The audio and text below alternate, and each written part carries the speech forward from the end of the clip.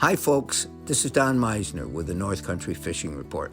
One of the things that I've been telling you about because of conversations I've had with other anglers is the role that scent can play in anything that we throw out there to try to catch a fish on. Now, if we're using live bait, it's going to have its own scent.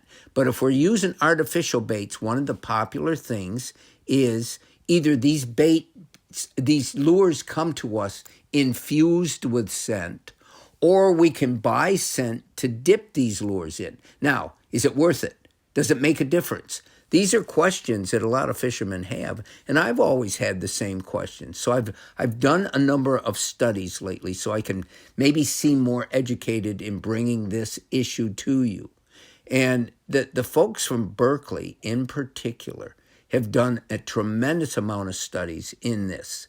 And fish absolutely do respond to scents. But let's look at how they respond. First of all, fish taste what they're going to hit. They taste it, but they taste differently than we do. We have taste buds on our tongue, but fish have them on their lips, on their tongue, down in their gullet is just before they swallow something, and even on their gills. So they have a number of ways that they can taste something before they decide to swallow it. This all takes place in less than a second, but it's a big deal to them.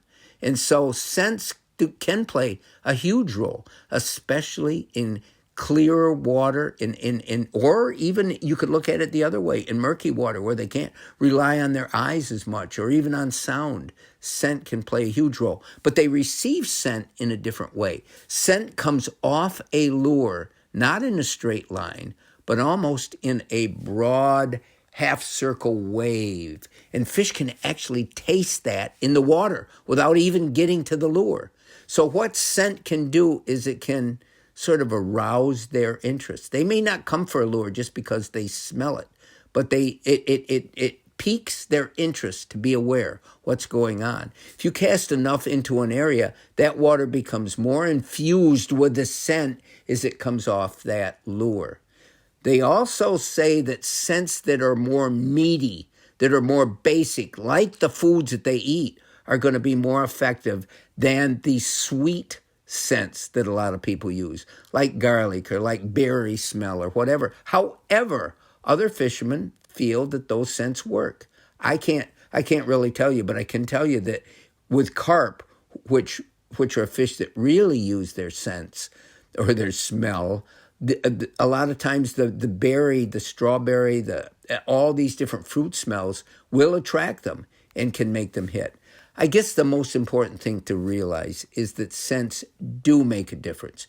But you can't have too much. You can't have too little. There's a fine balance that makes a difference whether those fish are going to hit. And remember, if it's a repulsive smell, we're not a fish. We don't know what is repulsive to them. But I'll tell you what could be: the smell of gasoline on your hands, the smell of something else that your hands have come in contact with that may give off warning signals. So I think it's important that we look at all the aspects of fish behavior, and if we can understand them, we at least have a better chance of catching fish. Until next time, folks, this is Don Meisner with the North Country Fishing Report.